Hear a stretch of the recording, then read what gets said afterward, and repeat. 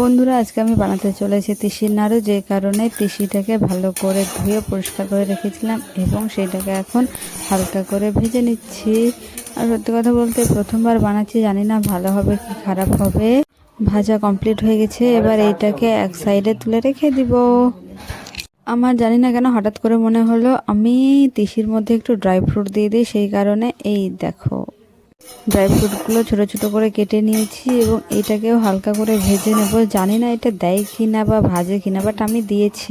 Dry ফ্রুটগুলো নামিয়ে নেওয়ার পর এবার কড়াই দিয়ে দিলাম সামান্য পরিমাণে চিনি এবং তার মধ্যে দিয়ে দিলাম 2 চামচ পরিমাণে জল, কারণ আমাদের অল্প ছিল তিসির পরিমাণটা, সেই কারণে চিনিটা অল্প, জলটাও অল্প। তো এবার এটাকে ভালো করে নাড়াচাড়া করে শিরার মতো বানিয়ে নিতে হবে।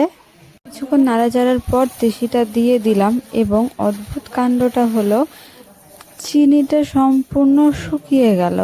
কি হচ্ছে বুঝতেই পারলাম না। এবং তারপর আমি দিয়ে দিয়েছিলাম গুড় এবং সামান্য পরিমাণে জল। কি হলো সত্যি বুঝতে পারলাম না। তো তোমরা প্লিজ কমেন্টে জানিও আমার প্রবলেমটা কোথায় হয়েছিল বা কী কারণে এরকম হলো। গুড়টা দেওয়ার পর যদিও দেখো অনেকটা ভালো লাগছে।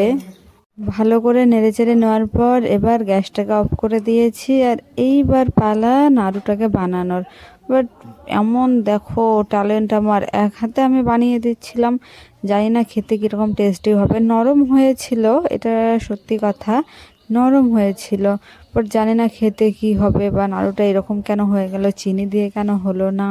তোমরা প্লিজ আমাকে কমেন্টে জানিও। বন্ধুরা, তোমাদের কেমন লেগেছে আমাকে অবশ্যই কমেন্টে জানিও। Bye bye.